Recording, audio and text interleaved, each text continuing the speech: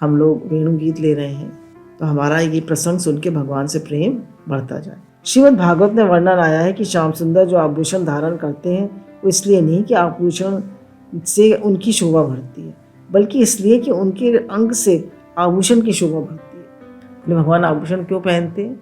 इसलिए नहीं कि आभूषण से उनकी शोभा बढ़ती है, पर जो वो आभूषण पहनते हैं उसकी शोभा बढ़ती है।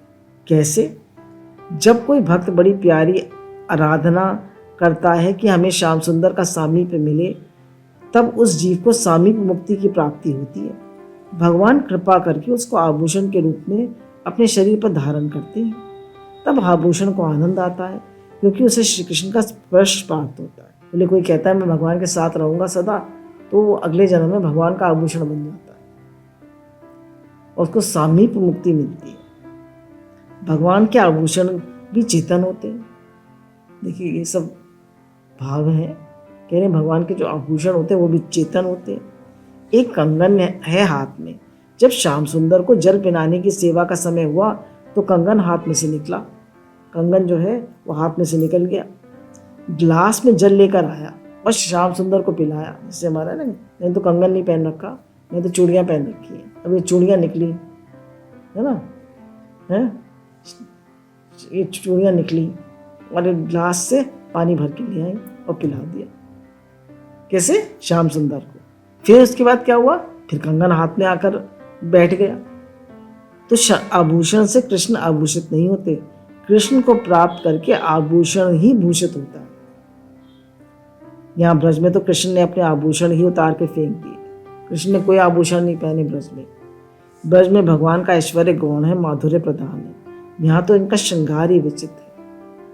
मोर पिच का मुकुट, फूलों की माला, सब कुछ ब्रज का ही है। ब्रज से बाहर की वस्तु का श्याम सुंदर प्रयोग नहीं करते। कालिया नाग के प्रसंग में आया है, श्री कृष्ण का रूप ऐसा अद्भुत है कि कालिया नाग ने जब श्याम सुंदर की रूप माधुरी को देखा तो एक बार जहाँ का तहाँ खड़ा रह गया।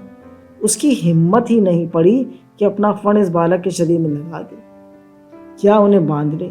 सांप भी श्याम सुंदर को देख के उनके सौंदर्य पर मोहित हो गया। कालिया नाग के प्रसंग में आता है कि कालिया नाग भी भगवान के सौंदर्य को देख के मुक्त हो गया। उसकी हिम्मत ही नहीं उनको फन मारे, उनको लपेट ले। इतने सुंदर और इतने कोमल है भगवान। भगवान का ऐसा रूप है जिसने देखा उसकी आंख छिन गई, उसका हृदय छिन गया। एक बार कोई भगवान को देख ले तो उसका हृदय छिन जाए, उसकी आंख छिन जाए, जो उसकी याद करे उसका मन छिन जाए। कुछ भी छोड़ा नहीं। किसी के पास ऐसा लुटेरा आया, वह श्याम सुंदर। और ऐसे श्याम सुंदर लुटेरा है, आपका मन छिन जाए, आपकी आंख छिन जाए, आपका हृदय छिन जाए, सब छिन जाए। कृष्ण किसको कहते हैं? जो प्रेमियों के हृदय में कृष्ण करे, माने कृष्ण किसान हृदय में हल चलाते हैं। वे हृदय में एक अपूर्व प्रेम स्पंदन उत्पन्न करते हैं। इससे कठोर धरती भी उर्वर हो जाती है। राग द्वेष रूपी कंकड़ पत्थर अलग कर दिए जाते हैं। वासनाओं की घास उखाड़कर फेंक दी जाती है। फिर कृष्ण स्वयं उसमें प्रेम का बीज बोकर उसको अंकुरित, पल्लवित, पुष्पित, फलित करके स्वयं उसका रसास्वादन करते हैं। इसलिए कृष्ण को कृष्ण कहते हैं। कह रहे कृष्ण माने, तो उनकी व्याख्या है किसान। तो जो हमारे हृदय में हल चलाए, और हल चला के क्या करे? उसमें से सब वासनाएं, इच्छा, अहंकार, द्वेष सबको उखाड़ फेंके और उसमें प्रेम का बीज डाल दे, और फिर उसको पुष्पित, पल्लवित करे, उसको अंकुरित, पल्लवित, पुष्पित, फलित करके और स्वयं उसका रसास्वादन करे। भगवान खुद ही प्रेम जगाते हैं गोपियों के हृदय में और हमारे हृदय में, और फिर उस प्रेम को खुद ही बढ़ाते हैं। ना अपने ताकत है भगवान से प्रेम करने की और न ही उसको प्रेम बढ़ाने की। सब भगवान की कृपा से होता है। जो हम थोड़ा बहुत प्रेम कर पाते हैं, माला कर पाते हैं, थोड़ी भगवान के भाव बनता है, ये सब गुरु की कृपा, भगवान की कृपा से होता है। कई लोग कहते हैं हमारे मन में कोई वासना नहीं, कोई राग नहीं। अरे भाई, अभी तुमको कोई मिला नहीं जो तुम्हारी वासनाओं को जगा दे।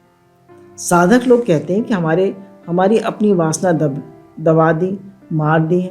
बड़े बड़े महात्मा लोग कहते हैं हमने अपनी वासनाओं को बाधित कर लिया है, हम ब्रह्म के रूप में स्थित हैं।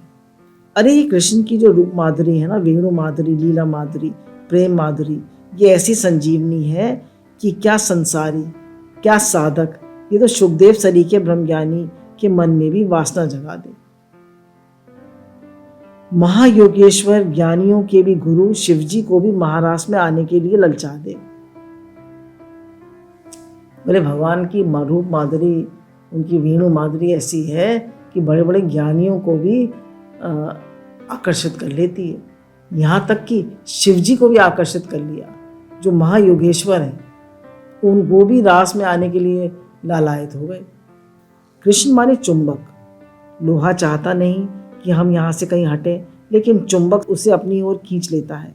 ऐसे संसार के जीव जो संसार में फंसे हुए हैं उनको अपनी ओर खींचने के लिए ये मंद मंद मुस्कान वाला, ये प्रेम भरी चितवन वाला, ये अनुग्रह भरी बोहें वाला, ये विस्तृत ललाट और लंबे लंबे महीन महीन काले काले चिकने चिकने घुंघराले बाल वाला, ये जो नटवर श्याम सुंदर मुरली मनोहर आया, ये लोगों की मनोवृत्ति को अपनी ओर खींच लेता है। आप कल्पना करते जाइए, आप इमेजिन करते जाइए भगवान के रूप का, आपको आनंद आए। यह आकर्षण कृष्ण का स्वभाव, ये उनकी विशेषता। देवता बहुत है, परंतु उनके पास जाकर हाथ जोड़ो, पांव पड़ो, मिन्नत करो कि हमको अपनी ओर खींचो, तब भी खींचे ना खींचे। पर कृष्ण ऐसे हैं, उनकी ओर न चलता हो उसको भी जबरदस्ती अपनी ओर खींच ले। पूरे देवताओं की मिन्नत करो हम, तब वो हमारे लिए कुछ करते हैं। और भगवान ऐसे हैं, जबरदस्ती अपनी ओर खींच लेते हैं। कृष्ण अवतार इसीलिए है कि जो लोग धर्म के बंधन में बंधे हुए हैं, धन के बंधन में बंधे हुए हैं, भोग के बंधन में बंधे हुए हैं, मोक्ष के बंधन में बंधे हुए हैं, सबको अपनी ओर खींचो। कोई सन्यासी उदासी का भेद मत करो, कोई स्त्री पुरुष का भेद मत करो। कृष्ण कहते हैं बस जीव मात्र को अपनी ओर खींचो, यही उनका शील है। भगवान का शील क्या है? वो जीव मात्र को अपनी ओर खींच लेते हैं। अगर जीव अपने लिए ईश्वर की व्याकुलता को जरा भी समझ पाए, फिर वो जिस संसार के लिए, झूठी माया के लिए व्याकुल है, तत्क्षण उससे विमुख हो, भगवान के सम्मुख हो जाए। बोले भगवान हमसे कितना प्रेम करते हैं, भगवान हमें कितना चाहते हैं। अगर हम भगवान के प्रेम को समझ पाए, भगवान कितना चाहते हैं हमें, तो बोले हम इस झूठी माया में, इस झूठे संसार के बंधन में कभी ना फंसे, हम भगवान के प्रेमी हो जाए। भगवान तो अपनी आंख बिछाए हमारे लिए व्याकुल हो रहे हैं। भगवान तो आंख बिछाए हमारे लिए व्याकुल हो रहे हैं, तड़प रहे हैं, और हमें कि उनकी तरफ देखते नहीं। बोले भगवान तो अपनी आंखें बिछाए हमारे लिए तड़प रहे हैं कि जीव मेरी तरफ देखे, मेरे पास आए, मुझसे प्रेम करे, और एक हम है कि उनकी तरफ देखते ही नहीं। जब रुक्मणी का पत्र लेकर ब्राह्मण पहुंचते हैं, तब भगवान कहते हैं रुक्मणी की चिट्ठी लेकर तो तुम अब आए हो ब्राह्मण देवता। मुझे तो नारद जी ने उसके बारे में पहले ही सुनाया था। मुझे तो रात भर नींद नहीं आती, आंखों में आंसू आते। कितना प्रेम है भगवान। कोई उनसे प्रेम करे तो हम एक कदम चलते हैं, भगवान 100 कदम चलते हैं, पर हम ऐसे हैं कि हमारा मन संसार में फंसा रहता है। क्या शील? संपूर्ण विश्व को आकृष्ट करके अपने से मिला लेना। भगवान का शील क्या है? कि संपूर्ण विश्व को अपनी ओर खींचकर अपने से मिला लेना। श्री कृष्ण के रूप और शील, ये दोनों वनिताओं के लिए उत्सव रूप है। अब वनिताएं क्या होता है? जिसके हृदय में अत्यंत अनुराग का उदय हो गया हो, उसको वनिता कहते हैं। ये वनिता जब श्री कृष्ण के रूप और श्री कृष्ण के शील को देखती हैं, तो उनके हृदय में उत्सव हो जाता है, परमानंद हो जाता है। एक नई बहू गांव में आई। उसकी सास ने कहा, देखो बेटी, नई नई हो या नंद का बेटा है ना, इसकी ओर देखना मत। जो देख लेता है वह अपने कुल से, धर्म से भ्रष्ट हो जाता है। देखना मत नंद के उस किशोर को। अब उसको कुछ आहट मिली कि कोई आ रहा है, तो वह सूप में चावल लिए पछोर रही थी। अपनी दृष्टि उसी पर जमा रखी थी ना, सूप में चावल फटक रही थी, उसी की ओर देख रही थी। कृष्ण को हंसी आ गई। उसने नहीं देखा। नहीं देखा तो फिर वो अपने घुंघरू बजाने लगे, रुनझुन करके पाँव का नूपुर बजाते हुए कृष्ण चलने लगे। नहीं देखा तो एक कंकड़ी मारी, फिर भी नहीं देखा, अब तो बांसुरी लेके बजाने लगे। जो ही बांसुरी वादन शुरू हुआ, बस फिर क्या था, गोपी का चित्त गोपी के पास ना रहा, श्याम सुंदर के पास आ गया। ऐसे का आकर्षित करते हैं सबको अपनी ओर। जिस वंशी ध्वनि को सुनकर गायों को रोमांच होता है, वृक्षों से मधु धारा शरित होती है, हिरण ज्यों के त्यों खड़े हो जाते हैं, पक्षी चहकना बंद करके देखते ही रह जाते हैं, वह वंशी ध्वनि है। श्याम सुंदर की वेणु का गीत कैसा है, विचित्र, अद्भुत, आश्चर्यचकित, ऐसा कहीं सुनने में नहीं आया। देवियों ने गंधर्व का गान सुना, अप्सराओं का गान सुना। देवलोक में भी गाने वाले बहुत हैं, बजाने वाले भी बहुत हैं, लेकिन श्याम सुंदर बांसुरी पर जो गाते हैं, जो बजाते हैं, वो विचित्र है, अद्भुत है। श्याम सुंदर का तो सब विचित्र है, नाचते हैं तो उनका नृत्य भी विचित्र है। नृत्य शास्त्र जैसे बताता है, ऐसे नाचो वैसे नहीं नाचते। उन्होंने नृत्य का नया ही शास्त्र निकाला है, नए ताल पर, नई धुन पर, नए ढंग से नाचते हैं। जब तबला लेकर ब्रह्मा जी आए बजाने को कि कृष्ण नाचेंगे और हम तबला बजाएंगे, तो 2 हाथ से ताल संभाले नहीं, 4 हाथ लगाए। ब्रह्मा जी के 4 मुख है ना, 4 8 हाथ है, तो 4 हाथ से पहले तबला बजाया, उससे नहीं बजे तो सब हाथ लगाए। चारों से भी ना संभले, फिर भी पता ना चले कि कृष्ण कहाँ से किस ताल पर मुड़ जाएंगे और कैसे नाचेंगे। तो वंशी सुनकर देवियों की क्या दशा हुई। दर्शन करते ही उनके हृदय में स्मर ने प्रवेश किया। भगवान की सब चीज़ अनोखी है, उनका नाचना अलग, उनका प्रेम अलग, उसमें प्रेम ही प्रेम है। वो हमें अपनी ओर आकर्षित करना चाहते हैं, हमारा दिल उनकी ओर खींचे, हमारा मन उनकी ओर खींचे, हमारा हृदय उनकी ओर खींचे। अब स्मरण क्या है, स्मरण से ही स्मर बनता है, और ये स्मर है ना, ये आशा से बड़ी चीज़ है। स्मर माने काम, मिलन की तीव्र आकांक्षा। आशा में तो खड़े रहते हैं और काम बैठने ही नहीं देता शांति से। आशा लगाए घर में बैठे रहो और प्रतीक्षा होवे तो दरवाजे पे निकल कर झांको इंतजार में, अब आते होंगे, अब आते होंगे। आशा में घर बैठे रहो, प्रतीक्षा में झरोके से लगे झांकने, लेकिन जब काम आवेगा ना, तो ना घर में बैठने देगा, ना झरोके में से झांकने देगा। क्यों? कि वह तो निकाल कर ले जाएगा। बोले जब स्मर आएगा ना, तो ना तो खिड़की में से झांकने देगा, ना बैठने से काम चलेगा, वो तो आपको बाहर निकाल के ले जाएगा। तो ये स्मर बड़ी वस्तु है। साधक के जीवन में भगवान से मिलने की आशा, आकांक्षा, प्रतीक्षा, स्मर, इनका बड़ा महत्व है। बोले साधक के जीवन में भगवान से मिलने की तीव्र आकांक्षा हो। ध्यान दे, काम में बुराई कहाँ है और अच्छाई कहाँ है, इस बात को समझे। जीव के हृदय में काम है तो ये किसके प्रति है? बोले अगर हमारे हृदय में काम है तो किसके प्रति है? भगवान के प्रति या संसार के प्रति? भोग संग्रह के प्रति या भगवान के प्रति? जीव संसार के विषयों की कामना करता है कि जीव दूसरे जीव की कामना करता है कि जीव ईश्वर की कामना करता है? तीनों में फर्क होगा ना। हम किसी वस्तु की कामना करते हैं या दूसरे जीव की कामना करते हैं या भगवान से प्रेम की कामना करते हैं? जहाँ जीव संसार की अथवा दूसरे जीव की कामना करता है, वह तो 84 के बंधन में फंसाता है, और जहाँ जीव ईश्वर की कामना करता है, वहाँ तो जीव 84 के चक्कर से छूटकर कृत हो जाता है। हमारे मन में धन की कामना, कुटुंब की कामना, भोग की कामना, कर्म की कामना, यश प्रतिष्ठा की कामना, संसार में ऊंचे पद प्राप्त करने की कामना, ये सब संसार की कामना है। पैसा मिले, पद मिले, प्रतिष्ठा मिले, मान सम्मान मिले, ये सब संसार की कामना है। इनसे संसार बढ़ता है।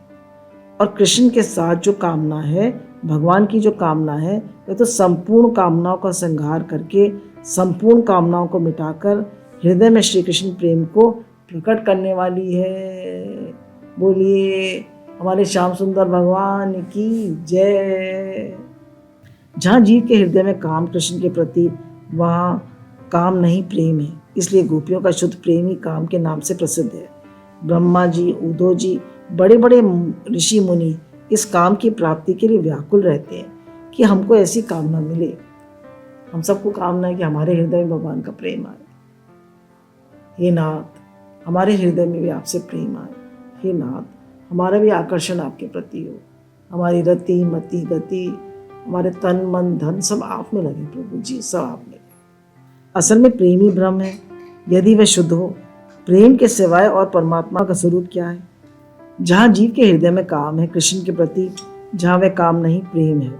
इसलिए गोपियों का शुद्ध प्रेम ही काम से प्रसिद्ध नाम से प्रसिद्ध है। भगवान जिसको पसंद करते हैं कि ये हमारे पास आवे, उसको भगवान के पास आना होता है।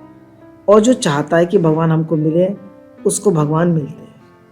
भगवान का चाहना और भगवान को चाहना, ये दोनों बातें संसार से छुड़ाने वाली हैं। इसलिए वे अभागे हैं जिनके मन में धैर्य है। कृष्ण की प्राप्ति के लिए जो ललकते नहीं, जो मचलते नहीं, जो व्याकुल होते नहीं, वे अभागे हैं। उनके मन में कहीं ना कहीं संसार को प्राप्त करने की इच्छा है। सब देवियां नहीं आई थी ब्रज में, कोई कोई विशेष देवियां ही आई थी। और ये नहीं समझना कि उनके अंदर धैर्य नहीं था, धैर्य तो बहुत था। गोपियों के बारे में कहते हैं ये वे आर्य पद की निष्ठा रखने वाली थी, आर्य मर्यादा का पालन करती थी। कोई मामूली बात नहीं थी। वे ऐसे ही अपना धर्म छोड़ देती, धैर्य छोड़ देती, विवेक छोड़ देती। गोपियां बहुत ऋषि मुनि थी, महान थी, पर उन्होंने फिर भी अपना सब धैर्य छोड़कर कृष्ण के लिए उन्होंने संकल्प करा था कि हमें कृष्ण साकार रूप में मिले, हम उनके साथ खेलें, हम उनसे प्रेम करें। ये तो कृष्ण की बंसुरी का जादू था।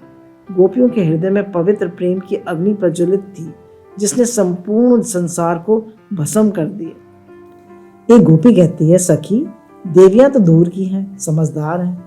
अगर समझदार व्यक्ति कृष्ण से प्रेम करे तो कोई आश्चर्य नहीं। उन गौओं को देखो ना, अब गैयों को देखो, गौओं की क्या दशा हुई। गौओं से तो बड़ा भारी प्रेम है कृष्ण का, गाय से तो कृष्ण बड़ा भारी प्रेम करते हैं। और किसी के बुलाए थोड़ी आए हैं, गायों के बुलाने पर आए हैं। बोले भगवान जो है गायों के बुलाने पर आए। श्री कृष्ण ब्रज में कैसे आए? नहीं, ब्रह्मा गए, शंकर गए, इंद्र गए, सब देवता गए, लेकिन उनको भी लेकर कौन गया? गाय। गाय के रूप में पृथ्वी ही सब देवताओं के साथ भगवान के पास गई, है ना। गाय किसका रूप है? पृथ्वी का। तो गाय सब देवताओं के साथ गई भगवान को लेने कि आप पृथ्वी पर अवतार लीजिए, और उनसे प्रार्थना करी। तब भगवान पृथ्वी पर अवतीर्ण हुए। गाय की बड़ी भारी महिमा है। अब गाय की महिमा बता रहे हैं। गाय सरीखे पवित्र प्राणी सृष्टि में कोई दूसरा नहीं है। महाभारत में एक कथा है, जब ब्रह्मा जी ने गाय के शरीर की रचना की तो 33 करोड़ देवताओं को बुलाया कि आओ गाय के शरीर में बैठो। गाय के शरीर में 33 करोड़ देवता बैठते हैं। तभी हमारे यहाँ गाय को चारा खिलाने की, पालक खिलाने की, रोटी खिलाने की इतना महत्व है। 33 करोड़ देवता आ गए। गंगा जी और लक्ष्मी जी आने में देर हो गई, है ना। गंगा जी और लक्ष्मी जी को आने में देर हो गई। ब्रह्मा जी ने उनसे कहा लौट जाओ, अब तुम्हारी जरूरत नहीं है। वे बोली हमारा अपमान ना करें, 33 करोड़ देवता बैठे हैं, उनमें हम दोनों ना हो, हमारा अपमान हो जाएगा। अब गंगा जी और लक्ष्मी जी ने कहा कि भैया 33 करोड़ देवता तो बैठे हैं गाय के शरीर में, और हम नहीं बैठेंगे तो हमारा अपमान हो जाएगा। तब ब्रह्मा जी ने लक्ष्मी जी से कहा, और लक्ष्मी जी किसमें बैठी हैं? गाय के गोबर में। और गंगा जी किसमें बैठी हैं? गाय के मूत्र में। तभी तो गौमूत्र पीने का बहुत महत्व होता है। आप लोगों को लगेगा, पर मैं रोज 2 चम्मच गौमूत्र लौकी के रस में मिला के पीती हूँ, रोज 2 चम्मच। उससे बहुत लाभ होता है, वो हमारे काफी रोगों को दूर करती है। तब से गाय के गोबर में लक्ष्मी और मूत्र में गंगा का निवास है। आपको पता था? गोबर में लक्ष्मी का और गौमूत्र में गंगा जी का निवास है। श्री कृष्ण गाय का कितना सम्मान करते हैं। गौमूत्र में स्नान करना, गोबर का तिलक लगाना, गाय के चरणों की रस शरीर में लगाना, गाय की पूंछ को शरीर पर घुमाना, दो ही तो वस्तु है श्रीमद् भागवत में जिसने भगवान की रक्षा की थी, एक तो गाय और दूसरा भगवान का नाम। दो चीज़ों ने रक्षा की थी भगवान की, एक भगवान का नाम और एक गाय। गोपियां जब भगवान की रक्षा करती हैं तो भगवान का नाम लेकर गाय की पूंछ सारे शरीर पर घुमाती है, उसकी पूंछ घुमाती है। गौमूत्र से स्नान कराती है। अब गौमूत्र की तो कोई पीना भी नहीं चाहेगा, कोई देखना भी नहीं चाहे, बदबू आ रही है, बदबू आ रही है, तो कह रही गौमूत्र से भगवान स्नान करते हैं। गाय के पांव की धुली लगाती है भगवान को, इससे ईश्वर की रक्षा होती है। और फिर कृष्ण गाय के पीछे पीछे घूमते हैं। गाय का बाल भी जो बांका करना चाहे उसकी खैर नहीं, चाहे कोई हो। काली देह में क्यों कूद पड़े, है ना, क्योंकि गौए उसका पानी पीकर मर गई थी। तब उनको झिलाया और झिलाकर स्वयं बाहर और जहर के कुंड में कूद पड़े और कालिया नाग को वहां से भगा दिया। एक दिन इंद्र ने गायों पर विपत्ति डालनी चाहिए, मारना चाहा ग्वालों को। तब इंद्र का ये तिरस्कार किया महाराज कि क्या कहें। इन ग्वाल वालों को चुरा के ले गया था ना, गाय को मारना चाहता था, उसकी तो शामती आ गई। ब्रह्मा जी बछड़ों को चुरा कर ले गए तो ब्रह्मा जी की क्या हालत हुई। गाय तो श्री कृष्ण को बहुत प्यारी है, पर गायों का श्री कृष्ण से कितना प्रेम है, इसका वेणु गीत में गोपियां बहुत ही सुंदर वर्णन कर रही हैं। अब देखिए गाय कितना प्रेम करती है भगवान से। आगे आगे गौएं, पीछे पीछे श्याम सुंदर। वन में जब प्रवेश करके गौएं चरने लगती हैं तो गायों को चरना नहीं भाता। जब भगवान के साथ वन में जाती हैं तो उन्हें चरना अच्छा नहीं लगता, वे तो कृष्ण की ओर मुंह करके खड़ी हो जाती हैं। गायों के दोनों कान खड़े, हिलने का नाम नहीं लेती, मानो कह रही हूं घास में क्या रखा है। ये कृष्ण में जो अमृत है वे वंशी ध्वनि के द्वारा प्रकट होकर संपूर्ण विश्व में व्याप्त हो रहा है। बोले जो भगवान की वंशी में, भगवान की रूप माधुरी में जो आनंद रस है, तो घास में क्या रस है, उसकी एक बूंद भी इधर उधर न जाए, हम सब की सब पी जाए। भगवान की रूप माधुरी, भगवान की वंशी ध्वनि हम सब की सब पी जाए। गायों को घास नहीं भाती, जो मुंह ने ग्रास ले लिया उसको उगलना भी कठिन और निगलना भी कठिन। बोले ना तो जो मुंह में घास चली गई, ना तो उसको अंदर ले पाती है और ना बाहर निकाल पाती है। आंख खुली की खुली टिक गई श्याम सुंदर के रूप पर। श्री कृष्ण की राशि राशि जो रूप माधुरी है उसका पान अपने नेत्रों से कर रहे हैं और वंशी ध्वनि की मिठास कान में। शरीर में रोमांच, सब रोए खड़े हो रहे हैं, आंख में से टप टप आंसू की बूंद गिर रही है। गौएं श्री कृष्ण में तन्मय हो रही हैं और बछड़े वे एक कदम और भी आगे हैं। बछड़े जो हैं वो एक कदम और भी आगे हैं। वे तो गायों के थन से दूध अपने आप ही झर रहा है, खींचना नहीं पड़ता। बोले गाँव आजकल तो वो लगाते हैं ना ऑक्सीटोसिन का इंजेक्शन, तब गायों के थन से दूध निकालते हैं। कह रहे हैं भगवान के थन से अपने आप, गायों के थन से अपने आप दूध निकल रहा है, उसको खींचना नहीं पड़ता, अपने आप झड़ रहा है। भगवान का इतना प्रेम, सब प्रेम की महिमा है।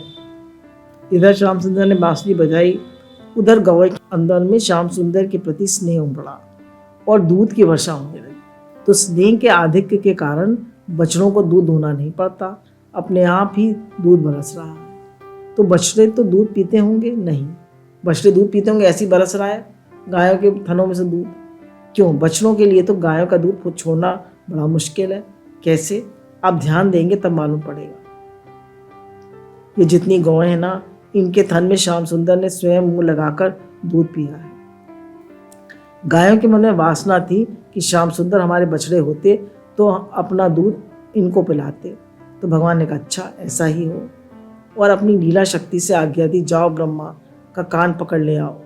ब्रह्मा आ गए, चोर बन गए ब्रज में आकर। जब बछड़ों को उन्होंने चुरा लिया तो श्याम सुंदर बछड़े बने, तब गायों का दूध पिया।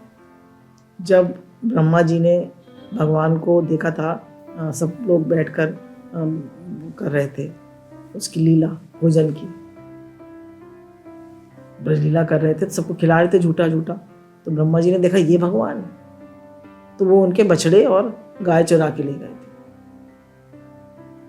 तो भगवान जो है, गाय नहीं चुराई थी, बछड़ों को चुरा लिया था और ग्वाल वालों को चुरा लिया था।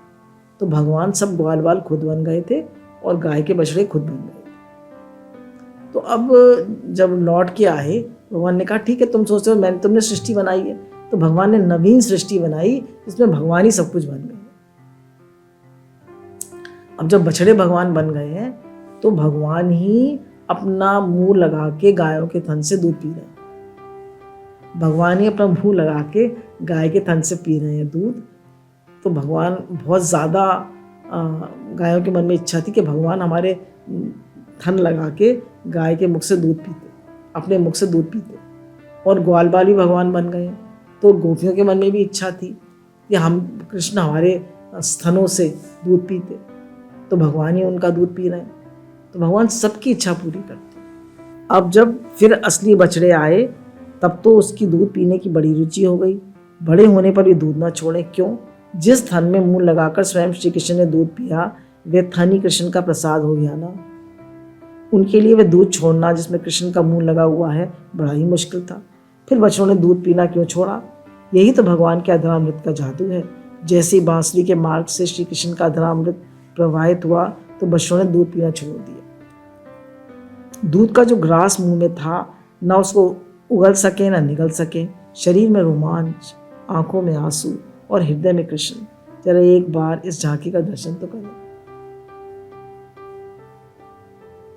बाहर एक ऊंचे टीले पे त्रिभंग ललित भाव से खड़े हुए मोर मुकुट वाले, पीताम्बरधारी, बांके बिहारी, सांवले सरोने, ब्रज कुमार, श्याम सुंदर बांसुरी बजा रहे एक रूप में, और उनके चारों बोले इसकी कल्पना करिए।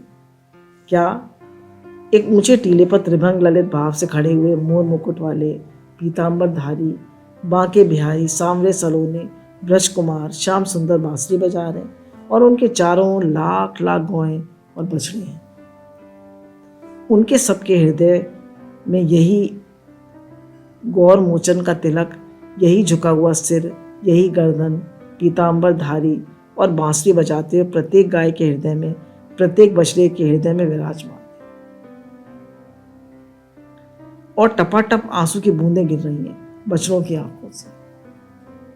सबको रोमांच, सब बिना हिले डोले श्याम सुंदर के ध्यान में मग्न हैं। हृदय में गोविंद का स्पर्श हो रहा है और आंखों में आंसू की बूंदें का स्पर्श हो रहा है। शरीर में रोमांच, धन्य है ये गौएं, धन्य है ये बछड़े। गोपियां आपस में चर्चा कर रही हैं। हम हैं गोपी और वे हैं गौएं के बछड़े। वे तो वन में जाकर श्याम सुंदर के साथ इतना आनंद ले रहे हैं और हम इन घर घरौंदों में के बीच में बैठे पड़े हैं। चलो चलो, अब किसी की नहीं मानेंगे। हम तो चलकर उस रूप माधुरी को देखेंगे, उस वंशी ध्वनि को सुनेंगे। हम तो चलकर सांवरे से मोह करेंगे। राधे राधे भगवान जी, राधे राधे।